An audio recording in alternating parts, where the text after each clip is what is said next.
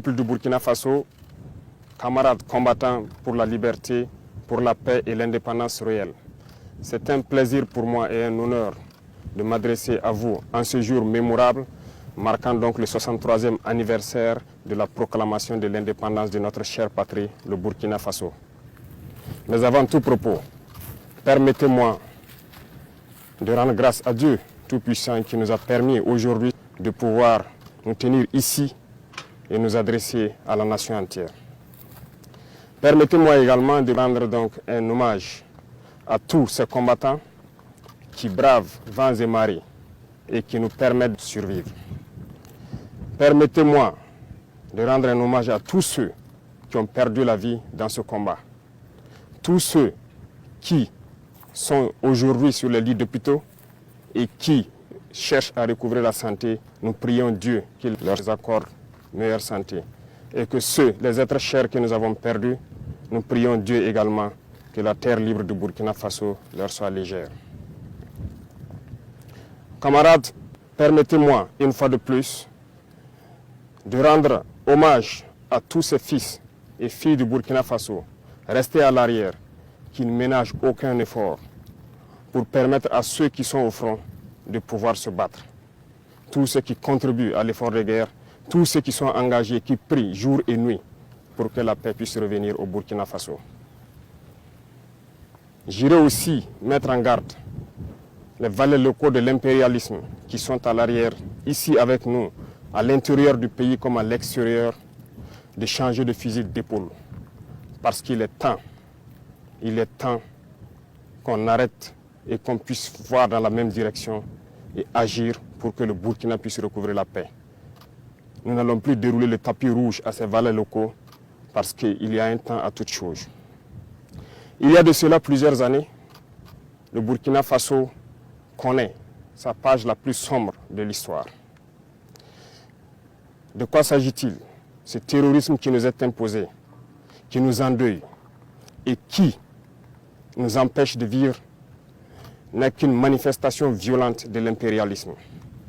Ces impérialistes, en plus de piller nos États, en plus de nous spolier, à travers les valeurs locaux qu'ils ont mis à la tête de nos États, États d'ailleurs qu'ils considèrent comme étant leur sous-préfecture, aujourd'hui a atteint son paroxysme en nous envoyant une horde de criminels qui tuent hommes, femmes et enfants.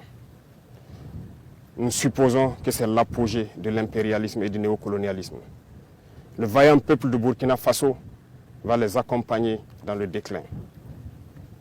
Il y a un an de cela, nous nous sommes offusqués et nous nous sommes révoltés contre la manière de mener cette guerre. Le peuple nous a confié une mission. Nous ne doutons aucunement de notre peuple, de sa vaillance, de sa résilience. Ce peuple qui n'abdique jamais, qui n'abandonne pas, qui fait face à l'adversité. Nous avons décidé, en toute âme et conscience, de prendre la destinée de cette patrie et de mener la guerre. Parce que la guerre pourrait durer si jamais on ne la menait pas. En témoignent ces cellules dormantes qui se sont subitement réveillées lorsque nous avons décidé d'enclencher le combat. Ces derniers jours, vous avez pu remarquer l'intensité de la bataille qui nous reconforte dans notre thèse qu'il y avait plusieurs cellules dormantes qui devraient entretenir cette guerre pendant des décennies et des décennies. En engageant cette bataille, nous avons fait appel aux fils et aux filles de la nation. Nous ne doutions point. Les gens ont répondu présent. Plus que ce que nous estimons, et aujourd'hui encore plus, les gens sont déterminés à s'engager pour la bataille. Nous remercions ce vaillant peuple d'avoir compris ce message. En plus de cela, nous avons souhaité à ce que le peuple finance sa propre guerre. Ce qui a été compris. Aujourd'hui, les gens soutiennent, appuient les forces combattantes comme ils peuvent. Beaucoup de choses sont faites, mais nous allons encore demander encore plus de sacrifices. Merci à ce peuple qui a compris que la seule manière d'y arriver, c'est de faire sa propre guerre une bonne fois pour toutes. En venant donc à la tête de l'État, nous avons trouvé une armée en sous-effectif, mal équipée, mal organisée, peut-être mal entraînée. Il s'agit pour nous, dans un premier temps, de faire appel rapidement aux VDP qui ont répondu et aussi de les équiper, ce qui ne fut pas une tâche facile. Dieu merci, nous y sommes arrivés à équiper tous ceux que nous avons pu recruter. Au sein de l'armée, déjà pour l'année 2023, l'armée de terre a recruté plus de 11 000 hommes. 5 000 autres sont en phase d'être recrutés dans les jours à venir. S'agissant de la réorganisation, très vite nous avons compris qu'il nous fallait des unités organiques. Ce qui a conduit donc à créer, dans un premier temps, 6 bataillons d'intervention rapide. Et ensuite, 6 autres bataillons d'intervention rapide ont rejoint les différents groupements de forces. Aujourd'hui, 7 bataillons d'intervention rapide sont prêts. Certains ont commencé leur déploiement et d'autres vont se poursuivre dans les 2-3 semaines à venir. 5 autres bataillons sont en constitution et en formation pour renforcer les rangs de ces bataillons d'intervention rapide. 2 bataillons d'intervention aéroportée ont été créés. Un est déployé dans la zone de Boromo, l'autre sera déployé dans les jours à venir dans la zone de Koudougou. Du côté des forces de sécurité intérieure aussi, beaucoup d'efforts ont été faits. En ce sens que, pour le cas de la police par exemple, nous avons réorganisé les forces pour les constituer en groupements d'unités d'intervention qui sont aux côtés donc des forces armées pour mener le combat. 12 GOUMI ont été créés dans ce sens et d'autres sont en phase d'être créés. Au sein de la gendarmerie, nous avons renforcé les effectifs par le recrutement d'environ 3 000 auxiliaires. Une première phase est terminée, l'autre est en formation. De même que dans les rangs des eaux et forêts, nous avons spécialisé une bonne partie pour former une unité qui pourra agir dans les forêts, qui est aujourd'hui prête. Et cette unité est en train de s'engager également. Toutes les autres forces de sécurité intérieure ont pu être dotées en équipements tels qu'ils n'en ont jamais connu de leur histoire. Mais ce n'est que le début, parce que nous continuerons à les équiper et à monter en puissance. Du côté de l'armée de l'air, il a fallu à un moment donné revoir donc notre potentiel aérien. Aujourd'hui, nous pouvons dire fièrement que le Burkina Faso est doté d'appareils de dernière génération qui nous permettent de scruter donc notre territoire à partir des cieux, ce qui nous permet d'engranger un certain nombre de résultats. Les terroristes peuvent aujourd'hui se déplacer d'un point A à un point B, peut-être mener des attaques, mais ne repartiront pas sains et saufs parce que nous les suivons, nous les traquons jusque dans leur dernière demeure. Il est encore temps pour ceux-là qui ont été trompés, qui se sont engagés dans cette bataille, de déposer les armes. Parce que viendra un moment où il ne sera plus possible de déposer les armes. Tous ces bataillons qui sont en train de se déployer, du matériel est encore en cours de route dans les 2-3 semaines à venir. Et lorsque tout cela sera réuni et que tous ces bataillons auront rejoint leur emplacement, cette phase de développement de la guerre tant attendue, les choses sérieuses pourront commencer. Je lance encore un appel à ces égarés qu'il est encore temps de déposer les armes. Parce que viendra un moment, on le répète encore, il ne sera plus possible. Le Burkina Faso a décidé de se battre et nous nous battrons jusqu'à la victoire finale. Pour l'équipement, nous avons fait beaucoup d'efforts avec donc la compréhension de ce peuple qui a accepté de se sacrifier. Aujourd'hui, les unités sont équipées et ça continue de s'accroître parce que nous voulons d'une armée professionnelle, une armée qui va défendre le Burkina Faso à l'intérieur de ses frontières, même au-delà, mais pour l'intérêt du peuple burkinabé. Les efforts continuent et nous allons continuer à renforcer les rangs pour que plus jamais ces situations sombres que nous avons connues ne puissent survenir à l'avenir avec nos enfants, nos petits-enfants. Pour accompagner tout cela, il a fallu aussi, du côté de la santé, augmenter donc la capacité de nos plateaux techniques des différents hôpitaux et de certains CMA qui appuient les forces de défense et de sécurité lorsqu'il y a des évacuations de blessés. Ça nous a permis d'acquérir un certain nombre d'appareillages et aussi l'ambition pour nous, c'est de construire des hôpitaux modernes pour permettre à nos infirmiers, à nos médecins d'exprimer tout leur potentiel. Ce processus est en cours, ce qui nous a permis de pouvoir contracter donc l'hôpital de Gawa et c'est ce modèle d'hôpital que nous voulons dans chaque région et qu'on puisse permettre à nos vaillants soignants d'exprimer tout leur potentiel, tout leur savoir. Aussi dans ce volet de santé, cette épidémie de la dengue. Épidémie de la dengue qui a fait beaucoup de victimes dans nos rangs. Beaucoup ont perdu des êtres chers. Toutes nos condoléances aux familles qui ont été touchées par cette épidémie. Mais cela nous rappelle quelque chose. Nous devons revoir notre plan de salubrité et d'assainissement. Ce qui a été lancé il y a quelques jours de cela, l'initiative présidentielle pour le développement communautaire, prendra en compte ce volet. Et j'invite donc toutes les populations à se mobiliser pour que nous puissions assainir notre milieu. Dans le domaine de l'agriculture, nous avons décidé de nous fixer une mission d'atteindre l'autosuffisance alimentaire. En 2024, c'est un défi. Pour 2023, nous avons lancé l'initiative présidentielle donc, pour l'autosuffisance alimentaire et la souveraineté alimentaire. Il s'agit pour nous d'emblaver un certain nombre de superficies, de donner des intrants à des producteurs, des semences améliorées produites donc par nos chercheurs sur place. Ce qui, aujourd'hui, on peut dire est une satisfaction parce que les résultats sont au-delà de ce que nous avions espéré. Ce qui témoigne encore que nous avons de bonnes terres, nous avons de braves hommes qui savent donc travailler la terre et nourrir les Burkinabés. Ça nous encourage à lancer un autre défi pour 2024. Des engins tels que des tracteurs ont été commandés dans le cadre de l'initiative. Les chercheurs ont été renforcés et on continue de les renforcer pour trouver les semences adéquates. Et aussi ce qui nous a conduit à ouvrir l'usine de Coupéla en août dernier pour fabriquer les intrants sur place. L'engrais est produit et pour pouvoir baisser le coût de l'engrais au profit donc de nos producteurs.